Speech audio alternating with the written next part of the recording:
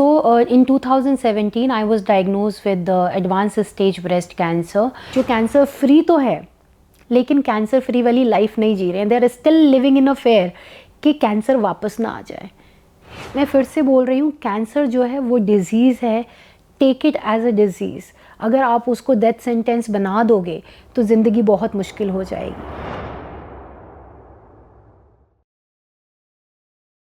Let's talk about cancer. Yes, you heard me right. Cancer. It's a heavy word and come with lots of weight. But I want to share different view today. Cancer didn't just challenge me. It also gave me something special and something surprising. My gray hair.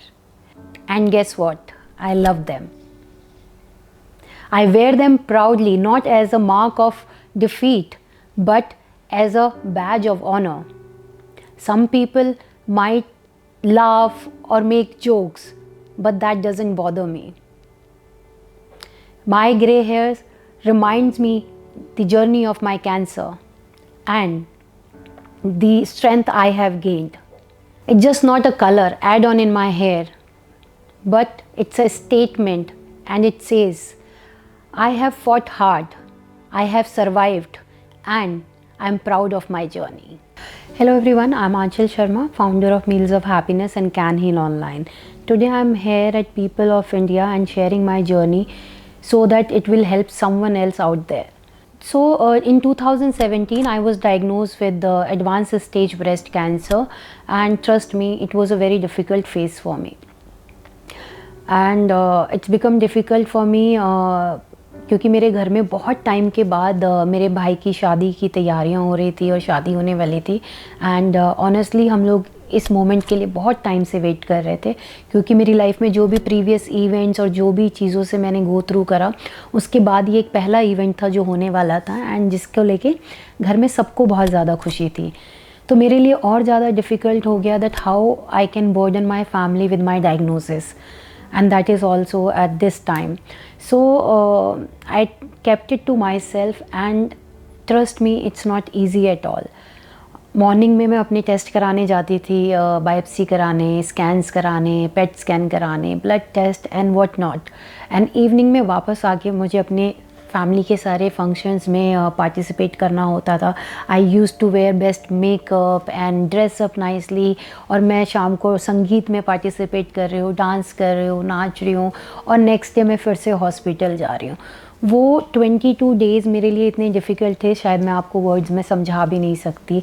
और एक इंसान जो cancer से गुज़र रहा हो, जिसको पता है कि वो एडवांस स्टेज कैंसर से डायग्नोज़ हुआ है, और उसके बाद भी उसको घर जाके सिर्फ हंसना है बिना किसी को ये बताए हुए कि वो किस सिचुएशन से निकल रहा है, बहुत डिफ़िकल्ट होता है. It's not easy. 22 डेज़ तक ये सब चला, और 22 डेज़ के बाद में जब मैंने अपनी फैमिली को बताया, वो भी ऐसे नॉर्मल नहीं बताया. Actually after my brothers wedding immediately मैं हॉस्पिटल गई, और हॉस्पिटल जाके मैंने अपनी सारी रिपोर्ट्स कलेक्ट की, और रिपोर्ट्स कलेक्ट करने के बाद में मैंने डॉक्टर को बोला, doctor what is next. So उन्होंने बोला, Aanchal we have to start your chemo as early as possible, and you know you tell us now. तो मैंने उनको बताया कि डॉक्टर मुझे आप कीमो के लिए मतलब क्या प्रोसीजर आपको करना होगा, आप मुझे वो बता दीजिए. बिकॉज़ मैं उस टाइम पे भी फाइनेंशियली मैं बहुत ज़्यादा फ्रेजाइल थी, और शायद मेरे पास कोई सपोर्ट भी नहीं था उस टाइम पे. तो डॉक्टर ने मुझे बोला, आंचल 2 तरीके से कीमो होती है. एक कीमो पोर्ट लगती है जो अंडर द कॉलर होती है यहाँ पे, एंड एक कैनुला के through. So I was like कि डॉक्टर आप मुझे वो बताइए जिसमें मैं काम करना ना रोकूँ, क्योंकि मैं अगर काम नहीं करूँगी तो शायद मैं अपना ट्रीटमेंट स्पॉन्सर नहीं कर सकती, मैं अपना ट्रीटमेंट नहीं करवा पाऊँगी. तो डॉक्टर ने मुझे बताया कि आंचल आप कीमो पोर्ट लगवा लीजिए.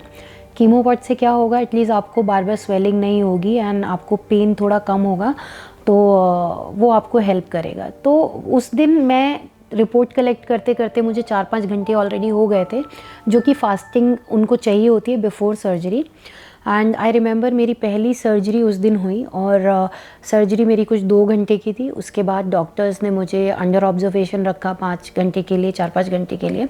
एंड देन उसके बाद मैं ड्राइव करके घर वापस गई, और यहाँ पे पूरी ड्रेसिंग थी, और यहाँ पे उन्होंने जो कीमो पॉट था वो इंस्टॉल किया था, and there is a pipe going on from here to till the chemo port. तो वो जब मैं गई घर पे और सब ने वो ड्रेसिंग देखी, और सब लोग घर में डर गए कि ये क्या हुआ। तो वो टाइम था जब मैंने उनको बताया कि मुझे कैंसर डायग्नोज हो गया है। और ट्रस्ट मी, वो एक ऐसा मोमेंट था कि पूरी फैमिली जो है, जो खुशियों का माहौल था, वो पूरा का पूरा जैसे मातम में बदल गया, जैसे कि कोई मरने वाला है। और कहीं ना कहीं मुझे ऐसा लगता है कि कैंसर एक ऐसा वर्ड है कि मेरी फैमिली ने भी जब ये सुना तो उनको पहला थॉट यही आया कि शायद अब मैं मरने वाली हूँ। एंड सब लोगों ने रोना शुरू कर दिया, और शादी वगैरह तो सब भूल ही गए कि शादी हुई है अभी अभी घर में 2 दिन पहले। तो वो जो माहौल था वो इतना ज़्यादा गंदा था कि मैं अगर आज भी उसको याद करती हूँ तो मुझे गूज़बम्स आ जाते हैं।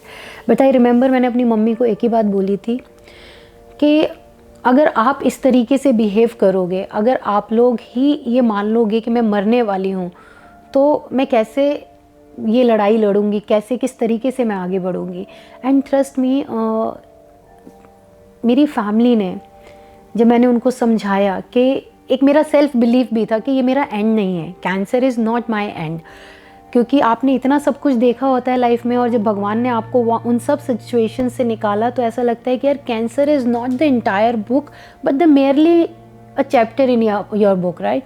तो जब पेरेंट्स को समझाया और पेरेंट्स ने माना कि हाँ ठीक है बेटा, जैसा तुम कहोगी वैसा ही करेंगे, क्योंकि कहीं ना कहीं मैंने एक कंडीशन डाल दी थी कि अगर आप रोओगे और आप यही सब करोगे तो मैं घर छोड़ के चली जाऊंगी और मैं बाहर रहना शुरू कर दूंगी, क्योंकि मुझे ये सब नहीं चाहिए, क्योंकि आप तो ऑलरेडी बिलीव कर चुके हो कि मैं मरने वाली हूँ। तो फैमिली ने बहुत सपोर्टिवली लिया, एंड ऑनेस्टली कभी उसके बाद उन्होंने मुझे ये रियलाइज़ नहीं होने दिया कि मैं कैंसर से गुज़र रही हूँ। मुझे एक नॉर्मल इंसान की तरह ट्रीट करा। और उसके बाद मेरा जब ट्रीटमेंट शुरू हुआ तो कहीं ना कहीं जो एक्सेप्टेंस होती है, हम लोग जब किसी चीज़ को एक्सेप्ट कर लेते हैं तो चीज़ें और जो वो लड़ाई है वो कहीं ना कहीं बहुत ईजी हो जाती है। When I am saying accept कर लेते हैं, इसका मतलब ये नहीं है कि मैं बेचारी बन गई हूँ, मैंने वो दर्द एक्सेप्ट कर लिया, वो डेथ एक्सेप्ट कर ली, नहीं। व्हेन आई एम सेइंग कि एक्सेप्ट करने से आपकी जर्नी ईजी हो जाती है, मीन्स कि आपके साथ एक सिचुएशन आ चुकी है, अब आप उसमें कुछ नहीं कर सकते। जो ट्रीटमेंट है वो होना ही होना है, जो प्रोसीजर है वो होना ही होना है। But when you accept your situation, you focus on solution, you focus on something कि हाँ यार मुझे इस सिचुएशन से बाहर आना है, मुझे जीना है और मुझे अपने आप को ये चांस देना है। तो एक्सेप्टेंस ने मेरी बहुत हेल्प करी, और कहीं ना कहीं मैं कहूँगी कि वही मेरी स्ट्रेंथ भी बना कैंसर से बाहर आने में। और इसी वजह से जब मेरा ट्रीटमेंट शुरू हुआ, तो ट्रीटमेंट शुरू होने के बाद में सेकेंड कीमो, पहली कीमो के बाद सेकेंड कीमो पे हेयर जाना शुरू हो जाता है, और मेरा हेयर भी थोड़ा सा निकला। तो अब मैं नहीं वेट करना चाहती थी ऑनेस्टली। काफ़ी लोग होते हैं जो वेट करते हैं कि हमारे हेयर निकलेंगे, वो अगली लुक आएगी। एंड फीमेल के लिए ट्रस्ट में बहुत टफ होता है फीमेल के लिए अपने आप को बिना हेयर का देखना। और हेयर जब निकलते हैं बंचेस में, वो इतना पेनफुल प्रोसीजर होता है कि एक औरत आपको शायद किसी भी तरीके से उसको डिस्क्राइब नहीं कर सकती। तो मेरा एक कुछ उल्टा ही था। मैंने कहा नहीं, मैं उस सिचुएशन का वेट बिल्कुल भी नहीं करूँगी जहाँ पे मैं अगली लगूँ या मैं अपना पेन इंक्रीज़ कर लूँ। और मुझे पता है मेरे हेयर जाने ही है। दूसरा, मुझे डॉक्टर्स ने बताया था कि बेटा ये टेम्परेरी प्रोसीजर है, ये सिर्फ 6-7 महीने का प्रोसीजर है, तब तक कीमो चलेगी, उसके बाद आपका हेयर वापस आ जाना है। तो I take it that very positively. और मैंने अपने हेयर, आई रिमेंबर मैं खुद गई और मैंने शेव कराए, और मैंने वीडियो उस टाइम पे किसी को बोला था बनाने के लिए, और मैं हंस रही थी और मैंने उसको बोला, जो हेयर निकाल रही थी, अरे आप पहले पेशेंट हो जो हंस रहे हो। मैंने कहा नहीं, मैं हंस रही हूँ क्योंकि भगवान ने मुझे मुंडन कराने का मौका नहीं दिया तो बचपन में, तो मैंने अभी अपना मुंडन करा लिया, अब खुद कराया है, तो मुझे इस चीज़ को लेके हंसी आ रही है। तो वहाँ पे मेरा पहला वो हेयर कट हुआ वहाँ पे। और उसके बाद मैंने कभी अपने आप को हाइड नहीं किया, लेकिन एक फेस होता है ना जब हेयर जाता है तो आप डील नहीं कर पाते हो, कहीं ना कहीं वो सोसाइटी का फेयर और वो जो कि सोसाइटी क्या सोचेगी, लोग देखेंगे तो क्या सोचेंगे, थोड़े टाइम के लिए मेरे दिमाग में भी आया था ऐसा नहीं है कि वो थॉट ने मुझे बॉदर नहीं किया। तो मैंने एक विग ऑर्डर करी और वो विग ऑर्डर करके मैंने पहनी, और जुलाई का ही टाइम था उस टाइम पे जब वो विग मैंने पहनी। एंड ट्रस्ट मी, वो विग इतनी पेनफुल होती है और जुलाई का टाइम और इतना टाइट, बिकॉज वो बिल्कुल फिटेड होती है और ट्रीटमेंट के बीच में बॉडी इतनी वीक हो जाती है कि आप अगर थोड़ी देर भी अगर आप ऐसे भी बैठ जाओ या आपने अपने सर को ज़ोर से ऐसे पकड़ा है तो इतना मेजर पेन होता है कि आप बेयर नहीं कर पाते हो। तो इमेजिन वो विग जो इतनी टाइट फिटेड होती है और इतना ज़्यादा हैवी होती है, नेट अंदर होता है, वो किस तरीके का पेन कॉज करती होगी। स्वेटिंग, पिगमेंटेशन, और वो पेन अजीब ही था। मतलब मुझे कॉन्फ्रेंस अटेंड करनी थी, आई रिमेंबर, गुड़गांव के अंदर में, और रियल इस्टेट की वो कॉन्फ्रेंस थी जहाँ पे 70-80 लोग इनवाइटेड थे। अब मैंने वो विग पहनी और वो मेरा पहला दिन था जिस दिन मैंने वो विग पहनी। और उस दिन मतलब ऐसा हुआ कि मैंने विग पहनी है और मुझे आधा घंटे बाद एक अजीब सा पेन होना शुरू हुआ, जो मेरे बैक से लेके शोल्डर से फिर सर में, और इतना ज़्यादा बढ़ गया कि मैं उसको बेयर नहीं कर पाई। और मैंने राइट और लेफ़्ट देखा एंड आई वाज लाइक, ये कौन लोग हैं? मतलब मैं इतना पेन किसके लिए बर्दाश्त कर रही हूँ? क्या मुझे अपने आप को छुपाना मतलब इनसे बहुत ज़रूरी है? सो वो एक ऐसा मोमेंट था जब ये थॉट आया, मैंने वो विग निकाली and I was holding my head like this and I was like, oh my God, what a relief. So that one thought give me courage to not hide myself from these people जिनको मैं जानती तक नहीं हूँ, जो मुझे नहीं जानते हैं। And that one thought change my life again completely. उसके बाद मैंने कभी विग नहीं पहनी। I use to go to hospital wear my best makeup, best attires, मैं अपने कपड़े पहनती, रिप्ड डेनिम्स वगैरह, और मैं हॉस्पिटल जाके अपना सारा ट्रीटमेंट कराती। एंड मैंने बहुत सारे जो कैंपेन्स हैं उनमें पार्टिसिपेट किया, बहुत सारे फ़ोटो शूट किए during the cancer journey to motivate myself and others कि कैंसर है, डिज़ीज़ है, क्या हो गया, लोगों को डायबिटिक भी तो होता है, लोगों को शुगर होता है, लोगों को और कितनी ऐसी बीमारियां हैं जिनका अभी तक कोई इलाज नहीं है, बट कैंसर का स्टिल ट्रीटमेंट है। तो इन चीज़ों को जब मैंने ठीक से समझना शुरू करा थ्रू माय डॉक्टर्स एंड मैं सपोर्ट ग्रुप का पार्ट बनी जहाँ पे एजुकेशन होती है, क्योंकि हमारे यहाँ पे आधे से ज़्यादा लोग जो हैं वो अभी भी कहीं ना कहीं एजुकेट नहीं है इस डिज़ीज़ को लेके, जिसकी वजह से उनका पेन और उनकी प्रॉब्लम और उनका स्ट्रगल जो है वो बहुत ज़्यादा बढ़ जाता है। क्योंकि आज भी आप मानिए चाहे मत मानिए, कैंसर का मतलब लोगों को सिर्फ मौत लगता है। कैंसर का मतलब ये है कि आप कैंसर हो गया है तो ज़िंदगी नहीं बची है आगे, ऐसा कुछ नहीं है। आप मुझे भी एज ए एग्ज़ाम्पल ले सकते हैं, और ऐसी बहुत सारी स्टोरीज़ हैं जो अभी अपनी लाइफ में बहुत अच्छा कर रही हैं पोस्ट कैंसर। और उसी बीच में ऐसी और भी ऐसी स्टोरीज़ हैं जो गिव अप कर चुके हैं, जो कैंसर फ्री तो है लेकिन कैंसर फ्री वाली लाइफ नहीं जी रहे हैं। They are still living in a fear कि कैंसर वापस ना आ जाए, दोबारा आ गया तो क्या होगा।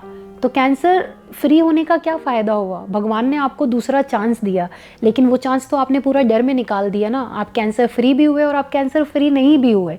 तो ये जो गलतियां हैं ये मैं नहीं करना चाहती थी, और मेरा एक ब्लाइंड फेथ था मेरे डॉक्टर्स के ऊपर और अपने ऊपर और उस भगवान के ऊपर कि मैं इतनी चीज़ों से निकली हूँ तो मैं कैंसर से भी निकल जाऊँगी।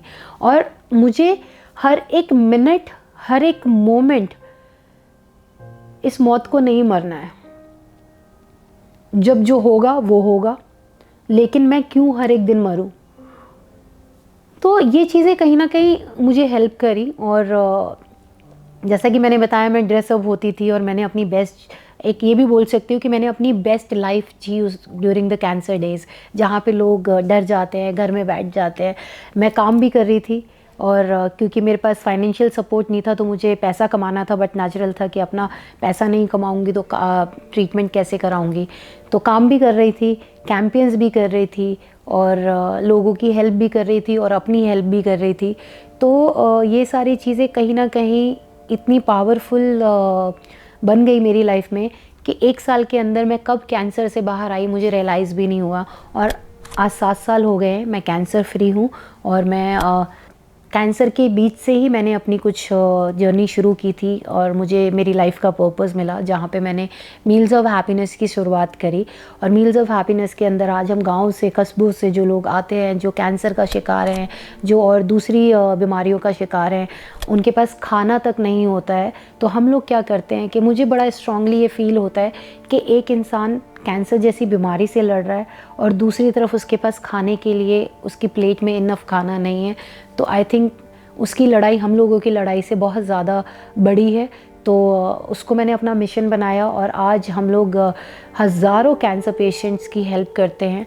मंथली हम लोग उनको खाना प्रोवाइड कराते हैं जब तक वो दिल्ली में रहते हैं, उनका इलाज चलता है, उनको बेसिक जो ट्रीटमेंट है, सपोज़ किसी के पास पैसे नहीं हैं तो हम कोशिश करते हैं कि उनके बेसिक मेडिकल एड भी उनको प्रोवाइड कराई जाए मील्स ऑफ हैप्पीनेस के थ्रू। तो कैंसर ने मुझे बहुत कुछ दिया है, मील्स ऑफ हैप्पीनेस दिया, जहाँ पे हम थाउजेंड्स ऑफ लोगों तक हेल्प पहुँचा रहे हैं। और आज मैं प्राउडली कह सकती हूँ कि हम लोग करीब करीब 1.5 करोड़ मील्स डिस्ट्रीब्यूट कर चुके हैं अभी तक। और दूसरा इनिशिएटिव हम लोगों ने शुरू किया था कैन हील ऑनलाइन, जो कि कैंसर पेशेंट के लिए फिर से यहाँ पे हमने क्रिएट किया है फॉर एजुकेटेड कम्युनिटीज़, जहाँ पे हम प्रोडक्ट्स बनाते हैं कैंसर पेशेंट्स के लिए। And we are trying to create a one stop shop for the cancer community to make their journey little more comfortable and easy through can heal online. दूसरा एक club हम लोगों ने शुरू करा जहाँ पे हम मंथली एक्टिविटीज़ करते हैं और कैंसर सर्वाइवर्स, कैंसर फाइटर्स को हम लोग वहाँ पे बुलाते हैं, जहाँ पे हम डांस वर्कशॉप करते हैं, हम लोग दूसरे आर्ट वर्कशॉप्स करते हैं। और हमारा पूरा जो फोकस रहता है वो फोकस इसी चीज़ पे रहता है कि हम लोगों को कैसे भी करके एजुकेट कराएं और कैंसर को नॉर्मलाइज करने की कोशिश करें। ग्रे हेयर्स के अराउंड जो आज भी स्टिग्मा है, आई एम सरप्राइज कि हम मॉडर्न सोसाइटी में हैं, हम वेरी वेल एजुकेटेड हैं और एक तरफ सॉल्ट एंड पेपर ट्रेंड में भी है, लेकिन ट्रेंड में होने के बाद भी कुछ लोगों की जो मेंटालिटी है वो आज भी बहुत ज़्यादा छोटी है। सपोज़ आप मेरा ही केस ले लीजिए, जैसे लोग मुझे मिलते हैं तो कई लोग तो बहुत पॉजिटिवली लेते हैं, दे वर लाइक कि क्या आंचल कूल लुक है और कितनी स्टाइलिश लग रही है। ऑन द अदर साइड ऐसे लोग भी हैं जो मुझे बहुत ज़्यादा डिमोटिवेट करने की कोशिश करते हैं एंड दे वर लाइक आंचल बस कैंसर ख़त्म हो गया, अब क्या होगा, अब कब तक बुढ़ी बन के रहेगी, लोग मतलब कलर कर लो, लोग क्या सोचेंगे, अभी तुम्हारी उम्र ही क्या है। तो ये सारी चीज़ें भी मुझे आज भी फेस करनी पड़ती हैं। एंड ये तो छोड़ो, मेरे फादर की अभी डेथ हुई थी पिछले साल, सो मुझे अपने ही घर में छुपते छुपते घूमना पड़ रहा था कि कोई मेरा हेयर स्टाइल ना देख ले। अपने ही घर में मैं अपने आप को हाइड कर रही थी और वही हुआ जिस चीज़ से मैं डर रही थी। कुछ रिलेटिव्स ने मुझे रोका एंड बोला, ओहो देखो आंचल की क्या हालत होगी, पहले कितनी सुंदर होती थी, आज देखो इसकी कितनी बुरी हालत है, सफ़ेद बाल हो गए हैं, बुढ़ी लगने लगी है। एंड मुझे समझ में नहीं आया। मैंने उनको बोला, ऑनेस्टली मैंने उनको उल्टा बोला, क्योंकि हम लोगों की एक प्रॉब्लम है ना, आप जब तक सुनते हो तो सोसाइटी आपको सुनाती है। तो मैंने पोस्ट कैंसर लोगों को प्लीज़ करना बिल्कुल बंद कर दिया। तो जब उन्होंने बोला तो मैंने उनको एक रिप्लाई दिया सिर्फ, मैंने कहा सुनिए, ये मैं बेचारी नहीं हूँ, मेरे गिरे हेयर है, मेरी चॉइस से हैं, मैंने रखे हैं। क्या मैंने आपको बोला कि आपकी जो पहना हुआ है वो गलत है? क्या मैंने आपको बोला कि आपने सर पे घूंघट डाला हुआ है, आप कैसी लग रही हैं, आप बहुत गंदी लग रही हैं, बहुत वेयर लग रही हैं? जब मैंने आपको नहीं बोला तो आप कौन होती हैं मुझे ये बोलने वाली? एंड ट्रस्ट मी, सिचुएशन ऐसी थी कि मुझे शायद नहीं बोलना चाहिए था, क्योंकि मेरे पापा की प्रेयर मीट थी और करीब करीब 250-300 लोग थे वहाँ पे। बट मैं कितना छुपाऊँ अपने आप को, और मैं क्यों छुपाऊँ अपने आप को इन लोगों से? कौन है ये लोग? मेरी एक चॉइस है, मेरा एक तरीका है रहने का। मुझे नहीं केमिकल यूज़ करना अपने गिरे हेयर पे।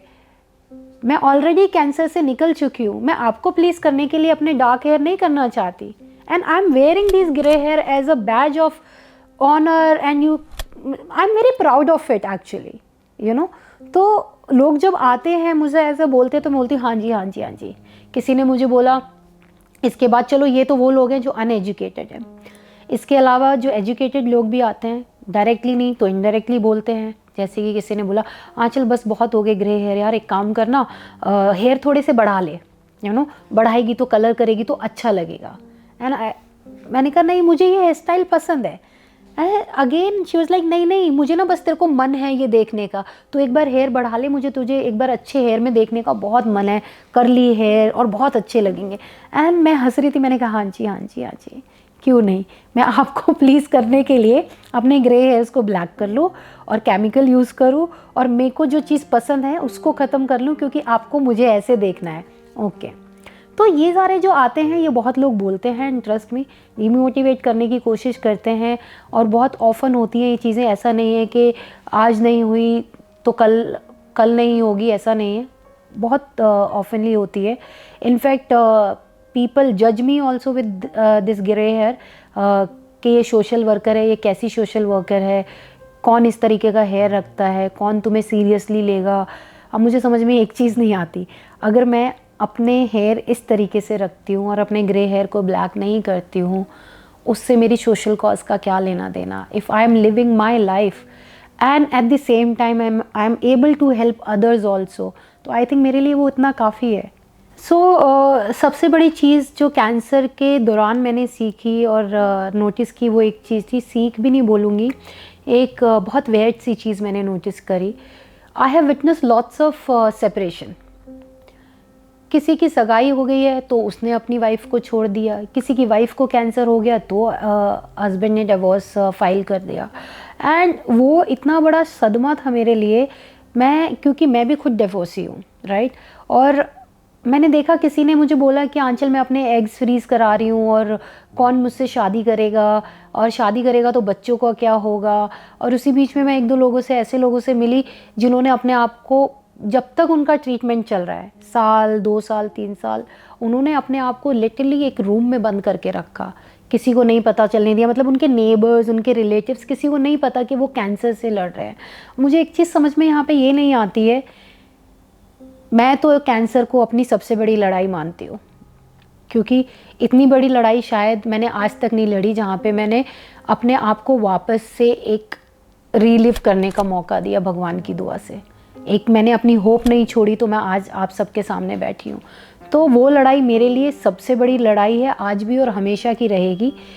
दूसरी चीज़ एक और, मैंने जब ये नोटिस किया तो मुझे ऐसा लगता था, यार क्यों, मतलब हम लोग अपने आप को पीछे रख के क्यों हम उस एक इंसान के पीछे भाग रहे हैं जिसको हम अभी तक जानते भी नहीं है। और दूसरी बात यह है कि जिसने आपको छोड़ दिया आपके कैंसर के टाइम में, आई डोंट थिंक सो कि वो कभी आपका था या कभी आपका साथ देता भी इन फ्यूचर।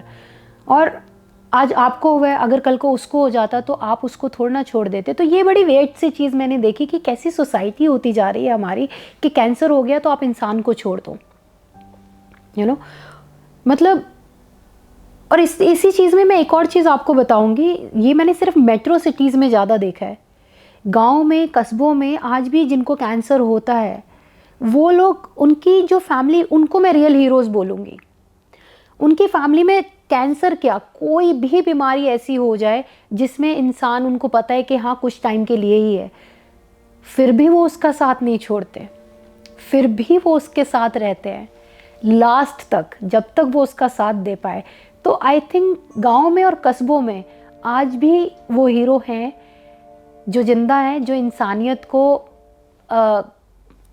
इंसानियत को आज भी इंसानियत बनाए हुए हैं, जिनकी वजह से आज भी हम स्टोरीज़ पे बिलीव करते हैं कि हाँ आपके लिए भगवान ने कोई पार्टनर बनाया है जो आपको मरते दम तक नहीं छोड़ेगा। तो ये बहुत वेट चीज़ हुई थी मेरे साथ में, जहाँ पे मैंने एक पॉजिटिव साइड भी नोटिस करी और एक नेगेटिव साइड भी नोटिस करी। बट क्या फ़ायदा इतनी एजुकेशन का, यू नो, कि आप इतने एजुकेट होने के बाद भी आप इस तरीके से रिएक्ट करते हैं। आप एक लड़की, अभी रिसेंटली एक और इंसिडेंट रियल बताती हूँ। एक लड़की मुझसे काउंसलिंग कर रही थी, तो मैं उसको समझा रही थी, कैंसर के बारे में बात हुई, और अभी कुछ दिन पहले न्यूज़ में पता चला कि वो एक्सपायर हो गई है। एंड वो एक्सपायर कैंसर की वजह से नहीं हुई, वो एक्सपायर इसलिए हुई है क्योंकि उसकी फैमिली ने उनको अबेंडन कर दिया, उनके हस्बैंड ने छोड़ दिया, उनके ससुराल वालों ने उनको निकाल दिया। तो सोचो वो लेडी किस पेन से गुजरी होगी। तो क्या ऐसा नहीं हो सकता कि हम इंसानियत को पहले रखें? आपको ऐसा नहीं लगता कि आपकी डॉटर के साथ भी कभी ऐसा हो सकता है? आपकी डॉटर अगर इस चीज़ से गुजरेगी, क्या आप उसके लिए भी सेम चीज़ इमेजिन करते हैं कि कोई उसको भी छोड़ देगा? तो आपको कितना दुख होगा। सो इसी चीज़ को दिमाग के में रख के मैं सबसे रिक्वेस्ट करती हूँ कि कभी भी अगर आप ऐसी सिचुएशन में अपने बेटी की वाइफ को या अपने पार्टनर को या अपनी गर्लफ्रेंड को या वुड बी को देखें तो please be their strength, be their backbone. मेरा कैंसर का पहला कीमो हो चुका था और दूसरा कीमो मेरा चल रहा था जिस टाइम पे मुझे शोहेब मिला। Shoaib is a dance instructor जो अपना प्रोग्राम चलाते हैं डांस फिट विद शोएब के नाम से। और मैं उनको पहले जानती थी, लेकिन वो होता था ना एक सर करके आप एड्रेस करते हो एक दूसरे को और आपके इंटेंशंस नहीं रहते इस तरीके के। तो वो 4 साल के लिए दिल्ली से बाहर था दुबई में, और दुबई से जब वापस आया तो ये रीजॉइन द क्लब। और जैसे सब लोग एक आए जेस्चर होता है, एक सर आए, देखो कौन आया, हुज बैक, किसी ने सोशल मीडिया पे पोस्ट करना शुरू करा, किसी ने कुछ, and finally he came to our club जहाँ पे उन्होंने पहली क्लास अटेम्प्ट करी और मैंने भी उनकी क्लास ली, क्योंकि मैंने अपना जिम जाना नहीं छोड़ा था during the cancer journey, no matter what, but मैं जिम रेगुलर जाती थी। अभी सब लोग जब उनको ग्रीट कर रहे हैं, मिल रहे हैं, हेलो हाय हो रही है, तो मैं अपना शावर लेके वाइट कलर का लिनन बिजनेस सूट गंजी लड़की पहन के एक निकली है बाहर और फुल मेकअप में। सो मैंने कहा, मैं भी बोलती हूँ सर को कि सर आप it's nice to see you back here. तो मैं गई, मैंने उनको हेलो बोला। So normally he was talking everyone like hi hello, मेरे पास था oh hi and I was like, मैंने कहा ये कुछ तो गड़बड़ है। तो मैं कान से बोलते हुए निकली, sir you better try hard. And उसके बाद हम लोगों ने कॉफ़ी पे मिलना शुरू करा एंड मुझे समझ में नहीं आ रहा था ऑनेस्टली कि क्या हो रहा है, क्योंकि मैं इतना सब कुछ विटनेस कर रही थी अपने ट्रीटमेंट के बीच में कि किसी ने किसी को छोड़ दिया, किसी ने शादी से मना कर दिया, किसी ने डिवोर्स अप्लाई कर दिया। एंड आई वाज लाइक कि नहीं यार, ऐसा इंसान नहीं हो सकता। And on the other side, I have seen my younger sister, my own sister was murdered by her own husband within 6 months of her marriage only. Then I have seen my mother going through the same physical abuse. I have seen myself, being a victim of domestic violence. और ऐसे में एक आदमी आता है सामने जिसको कुछ नहीं दिख रहा है, सिर्फ एक लड़की दिख रही है जिसको वो he fell in love at first sight वाला सीन हुआ। So मैंने उसको बोला, मैंने कहा सर आपको शायद पता नहीं है what I am going through, मुझे नहीं पता मेरा फ्यूचर क्या है, मुझे नहीं पता मैं कितने साल जीऊँगी या मैं कितने महीने जीऊँगी, मुझे अभी कुछ नहीं पता है, मेरा ट्रीटमेंट चल रहा है 3rd स्टेज का। And he was smiling. मैं ऐसे सोच रही हूँ कि यार ये कौन इंसान है, इसको मैं क्या बोल रही हूँ, ये एक्नॉलेज क्यों नहीं कर रहा है इस चीज़ को। And he said something very beautiful which stuck in my mind, Aanchal maybe you know the date of time and I don't know that date, let's walk together. उसके बाद मैं सुन के बस मैं जयपुर चली गई, मेरा कुछ काम था वहाँ पे। And after conference I talk to one of my friend, was like यार ऐसे ऐसे एक है लड़का and he is after me और मुझे समझ में नहीं आ रहा। तो इस फ्रेंड ने भी बहुत अच्छी बात करी, इसने कहा देख आंचल, तुझे लगता है तू मरने वाली है तो यार किसी को खुशी दे के क्यों नहीं मर जा। नहीं कहा यार हो क्या रहा है मेरी लाइफ में। सो he said Aanchal may be तेरे इस दुनिया को छोड़ने से पहले you found a true love. तो मैंने कहा चलो ठीक है भाई, एक चांस देते हैं। एंड वो जो चांस था वो मेरी लाइफ की सबसे बड़ी ब्लेसिंग बन गई, सबसे बड़ी ब्लेसिंग। ये इंसान मेरी लाइफ में आया जिसने मुझे एज इट इज़ एक्सेप्ट किया, ना उसको पता ना मुझे पता मैं कितना टाइम जीऊँगी, मेरा क्या होगा फ्यूचर। इट जस्ट जो प्योर लव की डेफिनेशन होती है ना, मैं इसको कह सकती हूँ that he is the pure soul on this earth. It's been 7 years, we are together now and soon we will be marrying also and there are lots of future plans. So yes, 7 साल से तो हम साथ में हैं and लोग change हो जाते हैं। मैंने 7 साल में उसको आज तक जो पहले दिन इंसान मुझे मिला था, 7 साल से अभी तक वो इंसान एज इट इज़ है और सेम है और मैं भगवान से दुआ करती हूँ। And literally one more thing I want to add here, every day हमारी प्रेयर होती है, वी बोथ प्रे कि जब हम ये दुनिया छोड़े तो हम साथ में छोड़े। एंड ही ऑलवेज से आंचल ना तू पहले जाए और ना मैं पहले जाऊँ, यार हम एक दूसरे के बिना कैसे रहेंगे, तो हम जब जाएं इस दुनिया से हम एक साथ में ये दुनिया छोड़ के जाएं। मैं फिर से बोल रही हूँ, कैंसर जो है वो डिज़ीज़ है, take it as a disease. अगर आप उसको डेथ सेंटेंस बना दोगे तो ज़िंदगी बहुत मुश्किल हो जाएगी। तो सिंपल सा मैसेज है यहाँ पे, ज़िंदगी काटनी नहीं है, ज़िंदगी जीनी है।